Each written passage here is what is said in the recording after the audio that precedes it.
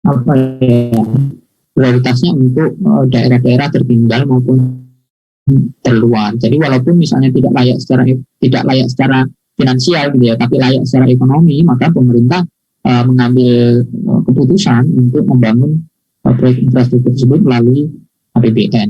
APBN ini berarti bisa melalui utang, bisa melalui pinjaman gitu ya, atau bisa juga melalui PBS kan gitu, atau juga bisa melalui ini penerusan pinjaman juga bisa. Penerusan pinjaman itu kan melalui APBN sebenarnya kalau untuk yang penerusan pinjaman, karena pemerintah mengadakan pinjaman dengan luar negeri dulu, mengadakan pinjaman dengan lender, baru nanti kemudian akan diterus pinjamkan ke apa namanya, ke daerah. Nah itu untuk yang proyek-proyek infrastruktur di kawasan tertinggal dan terluar, miskin tertinggal terluar. 3T itu kawasan 3T.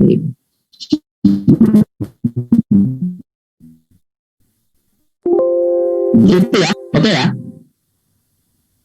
Nanti kira-kira seperti itulah ini. Nanti waktunya jangan 10 menit ya Pak, pas ujian Pak. Enggak 10 menit. Pas ujian enggak 10 menit. 5 menit doang. Pak izin bertanya Pak, terkait konsep dari availability payment itu gimana sih Pak? Saya masih belum paham soalnya. Kenapa Sarah? Kok yang membayar ini konsepnya dari availability payment itu gimana sih Pak? Kenapa yang membayar itu KL-nya gitu Pak?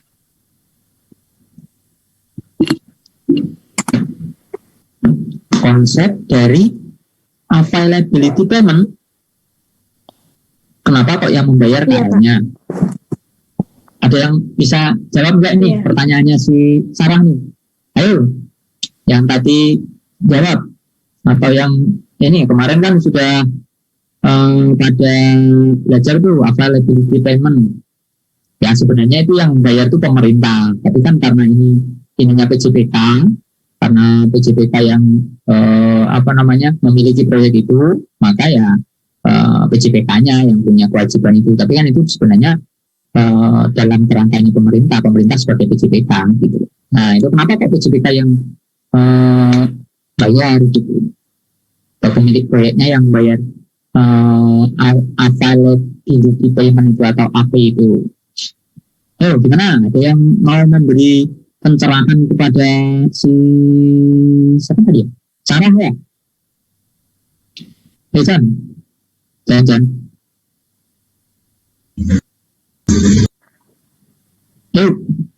Mungkin Pak, menurut saya karena contohnya dari availability payment itu kan kemarin Bapak ceritanya tentang satelit Palapa ya Pak. Nah kalau untuk kalau mau dijadiin user payment kan susah, misalnya kayak untuk nentuin tarifnya atau gimana. Jadi menurut saya karena kesusahan untuk bikin tarif atau kayak gimana, jadi harus availability payment aja gitu. Ya. Ya silakan. Ya sebenarnya hampir sama jawaban seperti Afifah.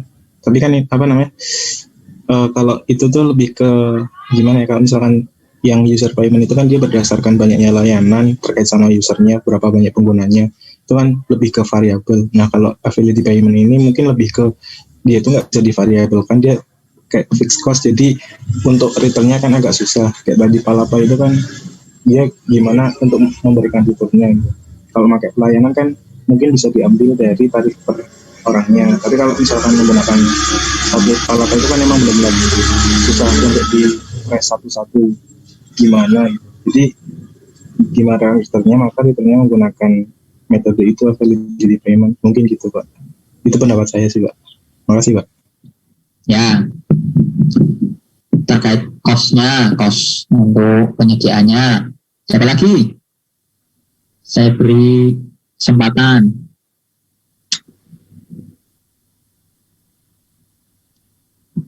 Yang lain, boleh.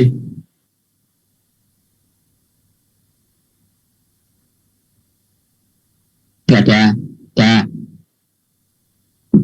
Ya itu tadi Sarah, sebenarnya jawaban dari Afifah, dari Adan itu tadi sudah cukup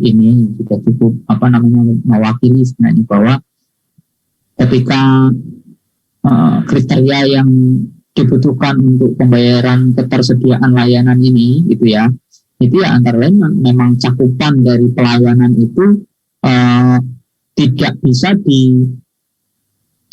bebankan atau sulit untuk kemudian dibebankan pada user gitu. Artinya itu layanan ini sebenarnya kan tanggung jawab pemerintah ya. Layanan ini kan sebenarnya infrastruktur ini layanan yang harus disediakan oleh pemerintah. Tapi kemudian ketika misalnya badan usaha itu bisa menyediakan layanannya ini, maka pemerintah bekerjasama dengan badan usaha ini untuk menyediakannya.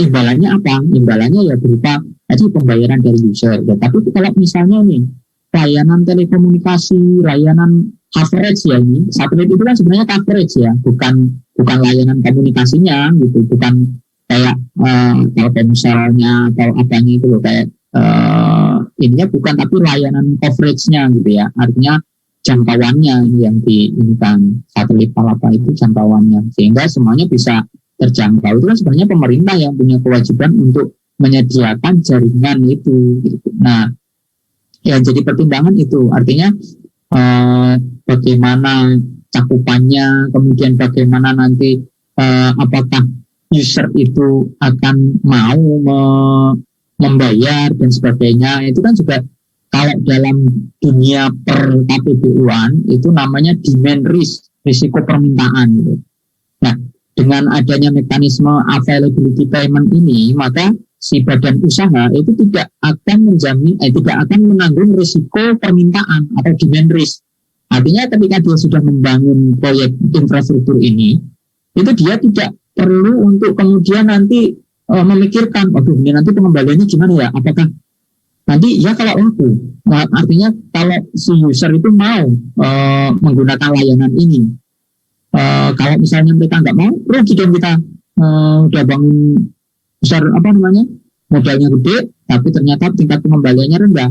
Nah, itu namanya risiko demand risk, risiko permintaan. Nah, badan usaha kan nggak perlu menanggung itu. Begitu mereka selesai membangun ini, ya udah mereka tinggal menerima pembayaran atas ketersediaan layanan itu dari pemerintah. Nah, jadi mereka tidak perlu memikirkan yang namanya risiko permintaan tadi ya, gitu. Kemudian ya sebenarnya ketika mekanisme availability payment ini yang digunakan, sebenarnya pemerintah itu sangat sedikit sekali dukungan yang diberikan. Artinya misalkan seperti PGF itu bahkan tidak ada. Jadi PGF itu sebenarnya